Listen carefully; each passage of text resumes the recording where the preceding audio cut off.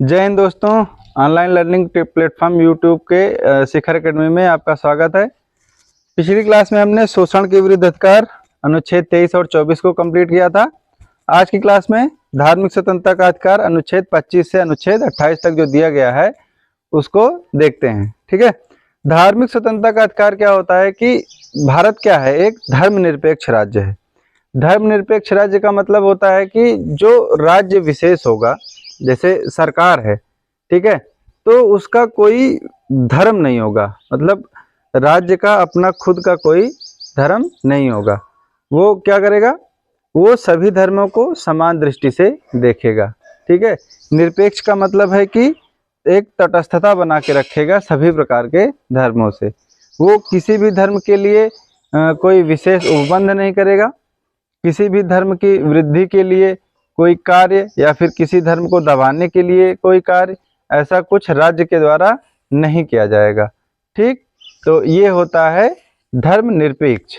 अब धर्मनिरपेक्ष अगर है तो वहाँ पे प्रत्येक व्यक्ति को, प्रत्येक नागरिक को धार्मिक स्वतंत्रता क्या है वो प्राप्त होगी। तो उसी के तहत संविधान में अनुच्छेद आपको 25, अनुच्छेद 26, अनुच्छेद 27 और अनुच्छेद 28, 4 अनुच्छेद आपको दिए गए हैं। ठीक, जिसमें धार्मिक स्वतंत्रता के अधिकार के बारे में नागरिकों को या व्यक्तियों को मूल अधिकार प्राप्त है।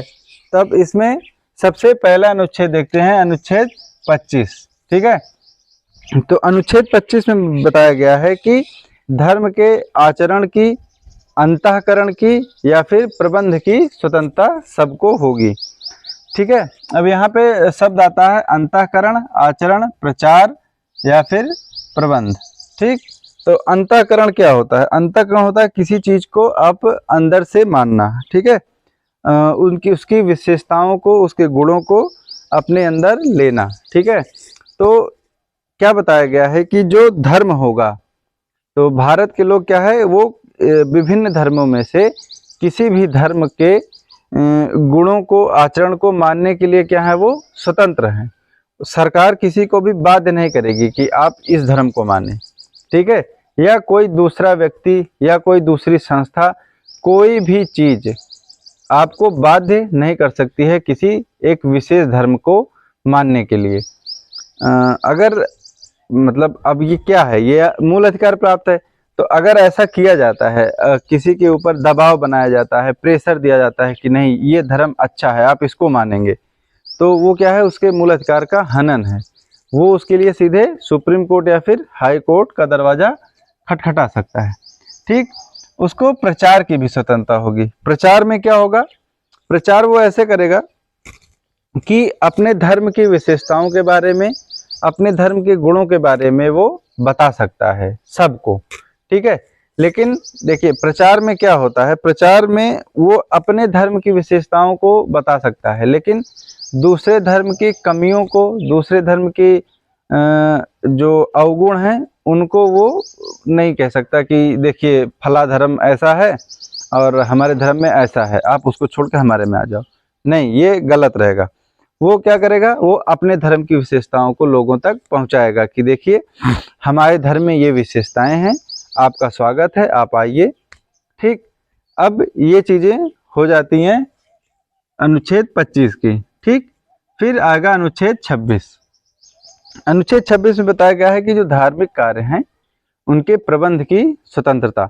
अब धार्मिक कार्यों के प्रबंध की स्वतंत्रता कैसे, तो उसके लिए इसमें 4 अनुच्छेद और जोड़े गए हैं। ठीक है, अब 26 का में बताया जाता है कि धार्मिक कार्य के लिए संस्था की स्थापना व पोषण का अधिकार। अब धार्मिक कार्य कौन कौन से हो सकते हैं, तो हर धर्म के अलग अलग धार्मिक कार्य होते हैं। तो संविधान कहता है कि आप अपने धर्म के धार्मिक कार्यों को करने के लिए आप किसी भी संस्था की स्थापना कर सकते हैं और उसका पालन पोषण, संस्था का पालन पोषण आप कर सकते हैं। ये अधिकार आपको संविधान से प्राप्त होता है। ठीक, फिर आएगा 26 खा, मतलब क्या बताया गया कि अपने धर्म के कार्यों को, ठीक, अपने धर्म के कार्यों के प्रबंध की स्वतंत्रता। मतलब अपने धर्म का मतलब विभिन्न प्रकार के धर्म हैं, तो जो व्यक्ति जिस धर्म से संबंधित है, ठीक, वो उस धर्म के कार्यों का प्रबंधन कर सकता है। ठीक है, उसके लिए संविधान से स्वतंत्रता प्राप्त होती है। ठीक, फिर आएगा 26 गा, जिसमें बताया कि जंगम या स्थावर संपत्ति के अर्जन, ठीक, अर्जन और स्वामित्व। अब जंगम क्या होता है, ये जंगम या फिर स्थावर, तो आपने सब पढ़ा होगा मूवेबल और नॉन मूवेबल प्रॉपर्टी, या फिर चल या अचल संपत्ति। ठीक, तो चल या अचल संपत्ति में जैसे चल संपत्ति क्या हो जाती है, वाहन वगैरह हो जाता है। अचल संपत्ति क्या हो जाती है, जमीन हो जाती है, घर हो जाता है, ये क्या है, अचल संपत्ति है। ठीक, तो चल या अचल संपत्ति का अर्जन और उसके स्वामित्व का अधिकार वो है धार्मिक स्वतंत्रता के अधिकार से प्राप्त होता है। लेकिन ये जो अधिकार है ये धार्मिक कार्यों के लिए होना चाहिए। ठीक है, ये अन्यथा ये नहीं माना जाएगा। तो धार्मिक कार्यों के लिए जंगम या स्थावर संपत्ति का अर्जन किया जाता है और उसका क्या होता है, स्वामित्व जो होता है उसका अधिकार क्या है कि अधिकार जो है वो प्राप्त होता है अनुच्छेद 26 गा के तहत। ठीक है, फिर आएगा अनुच्छेद 26 गा। तो 26 गा देखिए, 26 गा में है कि चल या अचल संपत्ति का अर्जन और स्वामित्व। अब घा में है कि जो ये संपत्ति है, चल या अचल संपत्ति जिसका अर्जन किया गया है उसका विधि अनुसार प्रशासन। ठीक, विधि अनुसार प्रशासन का मतलब है कि जो विधि मतलब क्या होता है, कानून या फिर कोई व्यवस्था जो किसी भी चीज के चलाने के लिए बनाई गई है। तो ऐसी संपत्तियों का कानून के अनुसार जो है वो प्रशासन किया जाएगा। ठीक, फिर आएगा अनुच्छेद 27। अनुच्छेद 27 अगला अनुच्छेद, जिसमें बताया गया है कि किसी धर्म की अभिवृद्धि या फिर उसके बढ़ावे के लिए, उसके प्रमोशन के लिए क्या है कि करों का भुगतान, ठीक, भुगतान और एकत्रण इसकी स्वतंत्रता होगी। ठीक है, करों का भुगतान और एकत्रण की स्वतंत्रता। ठीक, अब इसको आप देखेंगे कि बड़े बड़े मंदिरों में या फिर जहाँ भी जैसे कुछ मंदिर है वहाँ पे दान बहुत आता है। ठीक, तो करों का भुगतान और एकत्रण, तो अगर किसी धर्म की अभिवृद्धि के लिए क्या होता है कि किसी भी व्यक्ति पर जो टैक्स है वो आरोपित नहीं किया जा सकता कि इस धर्म की अभिवृद्धि है आपको इतना टैक्स देना पड़ेगा, ये चीज आप नहीं कर सकते। ठीक है, मतलब कर के भुगतान के लिए क्या होगी, स्वतंत्रता होगी, लेकिन क्या है, शुल्क आप पर लगाया जा सकता है। ठीक उसके बाद एकत्रण की स्वतंत्रता।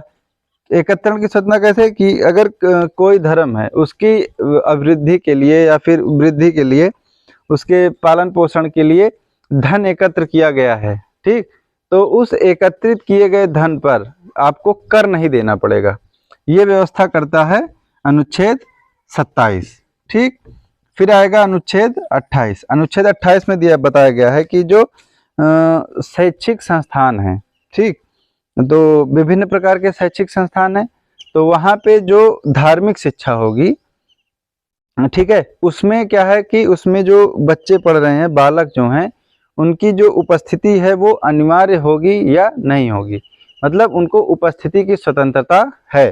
ठीक है, तो इसमें कुछ शैक्षिक संस्थान आते हैं, जैसे सबसे पहले आएगा पूर्णतः राज्य द्वारा वित्त पोषित। ठीक है, तो अगर राज्य द्वारा वित्त पोषित है, ठीक, किसके द्वारा, राज्य वित्त पोषित, ठीक है, राज्य वित्त पोषित है, तो इसमें क्या है, किसी को भी उपस्थिति के लिए बाध्य नहीं किया जा सकता। ठीक, सभी व्यक्ति क्या हैं, स्वतंत्र हैं।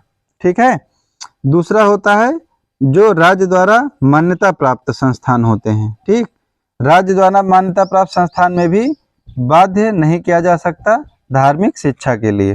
ठीक है, फिर प्राइवेट संस्थान आते हैं। ठीक, प्राइवेट संस्थान जो होते हैं वो सिर्फ राज्य द्वारा रजिस्टर्ड होते हैं। राज्य के संस्थान में उनका क्या है ना, उनके वृद्धि के लिए, उनके भरण पोषण के लिए या फिर उनके अन्य कार्यों के लिए सरकार से किसी भी प्रकार की सहायता उनको नहीं प्राप्त होती है। तो ऐसे संस्थान कौन से हो गए, निजी संस्थान हो जाते हैं। तो निजी संस्थानों में जो है वो धार्मिक शिक्षा जो है वो अनिवार्य की जा सकती है। ठीक, तो ये था धार्मिक स्वतंत्रता का अधिकार। यहाँ से आपको क्वेश्चन उतने ज़्यादा देखने को नहीं मिलते हैं, लेकिन जो भाग 3 है आपका संविधान का मूल अधिकार, ठीक है, ये इम्पोर्टेंट है परीक्षा की दृष्टि से भी और जीवन की दृष्टि से भी। आपको अपने मूल अधिकारों के बारे में पता होना चाहिए, और बाकी चीज़ें क्लास में धीरे धीरे आती रहेंगी। ठीक, अब इसके बाद इम्पोर्टेंट आ जाएगा आपका जब अनुच्छेद 29 और 30 जब समाप्त होगा, उसमें क्या है कि अल्पसंख्यकों के बारे में बताया गया है अनुच्छेद 29 और 30 में। उसके बाद अनुच्छेद 31 आपका हटा दिया गया है, वो संपत्ति का अधिकार है। फिर अनुच्छेद 32 में रिट आएगा, ठीक, जिसमें क्या संवैधानिक उपचारों का अधिकार, तो उसमें रिट के बारे में पढ़ेंगे जो इम्पोर्टेंट है, ठीक, परीक्षा की दृष्टि से भी और जानकारी के लिए भी, तो वो इम्पोर्टेंट चीज़ है। आज की क्लास में इतना ही। वीडियो अच्छी लगी है तो चैनल को सब्सक्राइब कीजिए, वीडियो को लाइक कमेंट कीजिए। Thank you so much.